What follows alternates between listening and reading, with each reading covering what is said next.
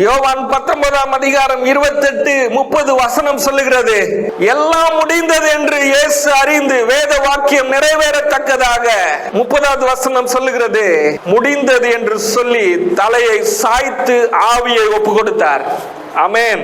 கல்வாரி சிலுவையிலே இயேசு எல்லாவற்றையும் செய்து முடித்த பின்பு எல்லாம் முடிந்தது என்று சொன்னார். அது யாருக்குன்னா உங்களுக்காக தான் சொன்னாருங்க. இங்க இருக்கிற அருமையான அன்பு கர்த்தருடைய பிள்ளையே, உங்க ஒவ்வொருத்தருக்காக சொன்னார். சிலுவையில அவர் தொங்கி கொண்டு இருக்கும் போது கடைசியாக இந்த உலகத்திலே வந்து 33 ஆண்டுகள் வாழ்ந்து உச்சகட்டமான ஒரு பாதையில சென்று கல்வாரி சிலுவையில உங்களுக்காக எல்லாவற்றையும் செய்து முடித்து விட்டு, எல்லாம் முடிந்தது, உனக்காக எல்லாவற்றையும் நான் செஞ்சு முடிச்சிட்டேன்னு சொல்லிட்டு அவர் தன்னுடைய ஆவியை விட்டார். தலையை சாய்த்து தன்னுடைய ஆவியை விட்டார். அந்த ஆண்டவர் சொல்றாரு, இந்த வருஷம் துவங்குதுல, உனக்காக நான் எல்லாவற்றையும் செஞ்சு முடிச்சிட்டேன்.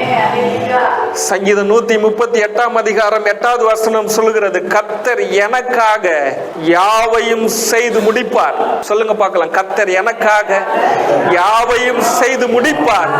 கர்த்தாவே, உமது கிருபை என்றும் உள்ளது, உமது கரத்தின் கிரியைகளை நெகிழ விடாது இருப்பீராக. ஆமென்.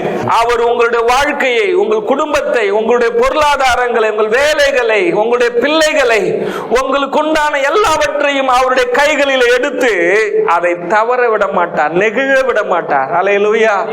மனிதன் கரத்தில் விலையேற பெற்ற ஒன்றை கொடுக்கும் போது அவனால குறிப்பிட்ட நேரம் வரைக்கும் தான் அதை பிடிக்க முடியும். அதுக்கப்புறம் அதை கீழே போட்டுருவான். ஆமென். எதை மனுஷங்கிட்ட ரொம்ப பத்திரமா வச்சுக்கன்னு சொல்றோமோ அதை ஈஸியா தொலைச்சிருவான் மனுஷன். ஆண்டவர் சொல்றாரு, உன்னுடைய குடும்பத்தை நான் விட மாட்டேன். மகனே, மகளே, நான் உன்னை விட மாட்டேன். உன்னை எந்த கஷ்டத்திலையும் நான் விட்டுற மாட்டேன்.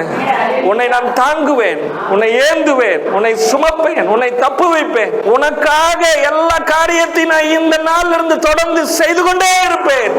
உன்னை காக்கிற உன்னுடைய அப்பா நான் தூங்குவதில்லை, உறங்குவதில்லை. கைகளை தட்டி ஹோ